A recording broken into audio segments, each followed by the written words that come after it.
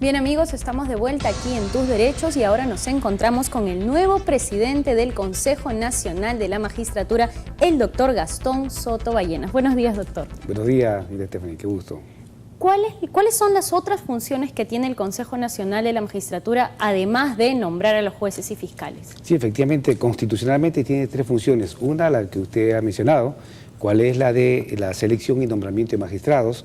Una segunda función que se refiere a la evaluación y ratificación de los magistrados titulares, que de acuerdo a la ley tienen que cada 7 años someterse a un proceso de análisis de lo que ha sido su gestión durante ese tiempo, después de lo cual el Consejo Nacional de la Magistratura decidirá si los ratifica o no en el ejercicio de la función.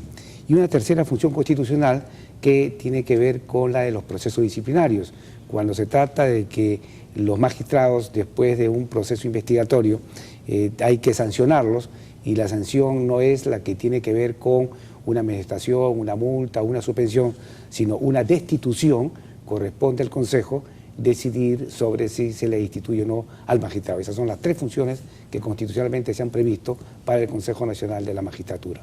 En cuanto al nombramiento, ¿qué se busca en un juez? ¿Cuál debe ser su perfil?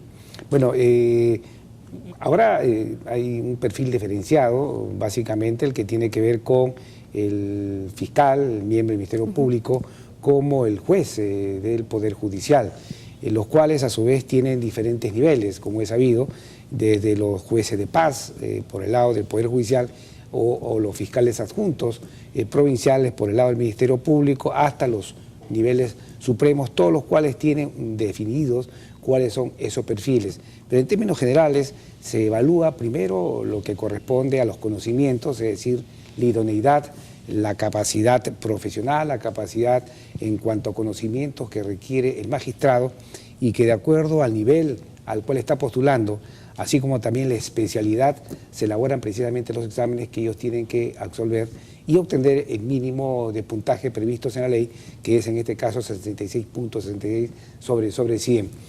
Además de eso, se evalúa también su currículum, en el cual el postulante debe haber adjuntado todos los documentos que meritúan y certifican o acreditan de que él ha alcanzado los primeros niveles correspondientes a la titulación, a los posgrados, etcétera, así como también cursos de perfeccionamiento.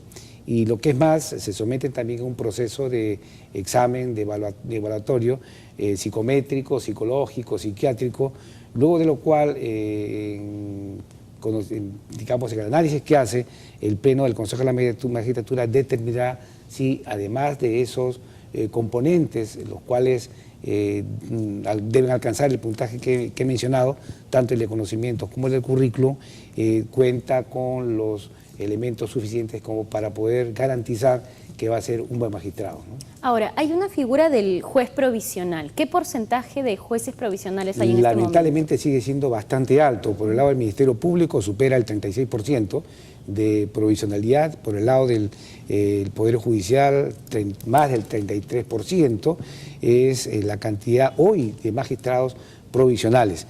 Frente a esa situación real, evidentemente que el Consejo de la Magistratura se enfrenta a un reto muy grande, que lamentablemente en lo que va de corrido de estos últimos 20 meses hemos estado orientando nuestra labor justamente a reducir esa provisionalidad, pero debo ser sincero que no se ha podido bajar en la medida que se ha querido, porque los resultados de los exámenes en la primera etapa, cuál es el examen de conocimientos, no satisface las expectativas que nosotros tenemos.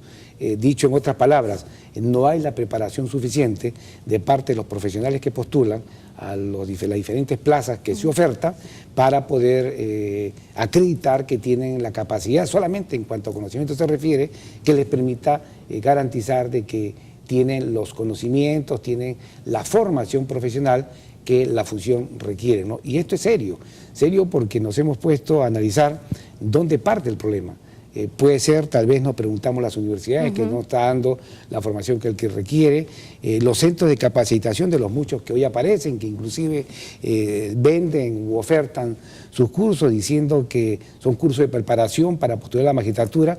Creo que todo esto está muy bien, pero creo que hay un elemento más importante que es el propio profesional, el propio abogado que postula, que más allá de los cursos que han tomado y los certificados ahí que obtienen, efectivamente, ¿no? Entonces, el tema es serio porque no hay que solamente pasar por la universidad, como decimos, sino la universidad debe pasar por el profesional para darle la capacidad suficiente a la persona para enfrentar precisamente un examen que no es muy complicado, es elaborado con un criterio de razonabilidad y sobre todo suficiente en cuanto a lo que se requiere y bueno, si no pasan ese examen, entonces tampoco el Consejo va a regalar los títulos. Como es decir, ¿no? que la responsabilidad del Consejo es muy alta, porque si bien la valla, digamos que salta para el promedio, tampoco podemos dejar que sean gente no muy preparada la que imparta justicia. El promedio es más o menos 20% del total de aprobados por cada concurso,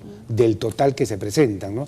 Entonces, sí, efectivamente, el reto es grande.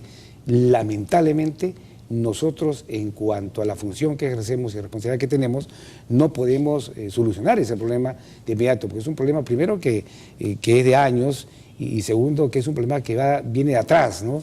Ya decía, las universidades, los centros de formación, de capacitación, los centros de estudios de posgrado, ¿no? Sino también el propio profesional, que no se preocupa en prepararse mejor, ¿no? Presentan títulos ante universidades del extranjero, pero pareciera ser de que ellos pasaron por la universidad, pero los conocimientos que debieron haber obtenido no los ponen en práctica, ¿no? Usted ha mencionado en declaraciones previas que va a luchar dentro de su mandato por la credibilidad de la institución. Bueno, esa es una preocupación que no solamente es de lo personal, de quien en estos momentos ejerce la presidencia, sino de todos los miembros del Pleno del Consejo de la Magistratura. Como es sabido, cuando asumimos la función, esto es el 1 de marzo del año 2010, me refiero cuando ingresamos al Consejo, más allá de ser presidentes del 1 de marzo de este año, ¿no? Los que hoy integramos el Pleno estamos muy preocupados porque este trabajo que lo iniciamos justamente hace un poco más de 2 años, siga en esa misma línea, ¿no?